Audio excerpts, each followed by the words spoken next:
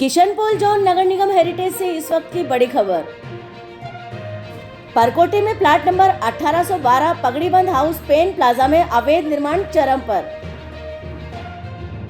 Kishanpol zone उपायुक्त दिलीप अंबानी ने साधी चुप्पी और नहीं की अब तक कोई कार्रवाई, आखिर क्यों? Heritage commissioner doctor Nidhi Patel और मेयर कुसुम यादव के संज्ञान में है पूरा मामला, मगर कार्रवाई उसके बावजूद शून्य, आखिर क्यों? सूत्रों के अनुसार निगम कमिश्नर और मेयर की मिलीभगत से ही परकोटे में पेन प्लाजा का अवैध निर्माण जोरों पर। राजवेश शोरूम के मालिक रमेश चंद्र अग्रवाल का इस अवैध निर्माण से है क्या संबंध? किशनपोल जोन के डीसी दिलीप अंबानी ने एकमात्र नोटिस जारी कर की इतिश्री कार्रवाई नदारद। सूत्रों से मिली जानकारी के अनुसार राजवेश के साथ मेयर कुसुम यादव के हैं गहरे संबंध, इसलिए कार्रवाई शून्य और अवैध निर्माण चरम पर। यूनेस्को नियमों के अनुसार नव निर्माण परकोटे में है प्रतिबंधित, मगर उसके बावजूद नव निर्माण चरम पर। पेन प्लाजा चौड़ा रास्ता में बिना निगम स्वीकृति जीरो सेटबैक पर बिना भू रूपांतरण अवैध कमर्शियल निर्माण जोरों पर।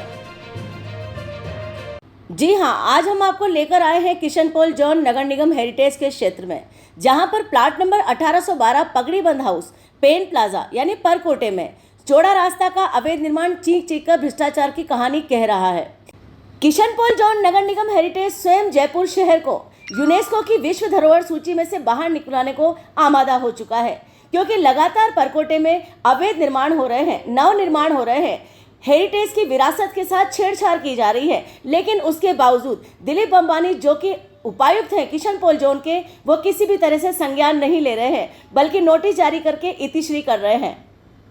इस बात पर हमको कहना चाहिए कि किशनपोल जोन उपायुक्त Dilip Ambani, heritage commissioner doctor Nidhi Patel और हेरिटेज मेयर कुसुम यादव, इन तीनों की तिकड़ी खुलेआम भ्रष्टाचार कर रही है, जो कि आम जनता की आंखों से छुप नहीं रहा है। जिस जयपुर शहर को विश्व धरोहर सूची में शामिल किया गया है, उसी जयपुर शहर के हेरिटेज सौंदर्य को खराब करने पर आमादा है पूरा का पूरा नगर निगम हेरिटेज का शासन और प्रशासन। इसी बीच में हम आपको बताना चाहेंगे कि अंकित अग्रवाल पुत्र रमेश चंद्र अग्रवाल, जो कि राजवेश के मालिक हैं, अभिषेक पाठक पुत्र अमोल पाठक और प्रतीक पाठक पुत्र अजय कुमार पाठक, तीनों अवैध निर्माणकर्ता लगातार हेरिटेज नगर निगम से सांठगांठ करके परकोटे के अंदर नव निर्माण कर रहे हैं और अभी तक इस पर किसी भी तरह की कार्रवाई देखने को नहीं मिली है।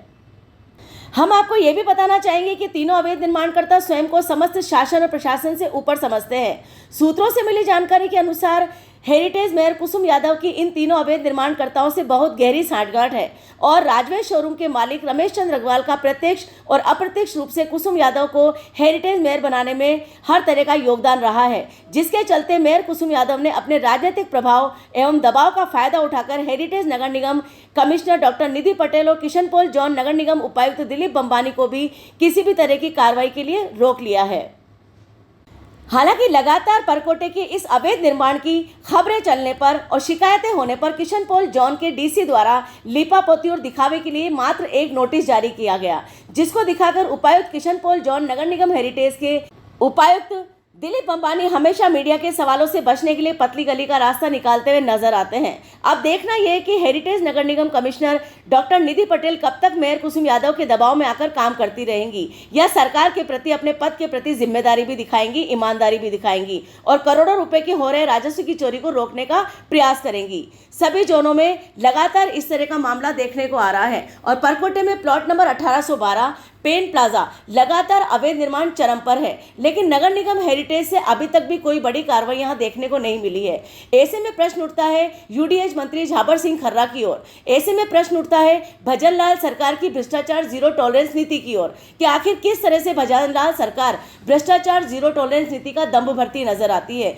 किस तरह से यूडीएच मंत्री झाबर सिंह खर्रा अपनी कार्यप्रणाली से कार्य कर रहे हैं कि लगातार होते हुए इन अवैध निर्माणों को किसी भी तरह से रोका नहीं जा रहा है, यानी ध्वस्तीकरण तो बहुत दूर की बात है,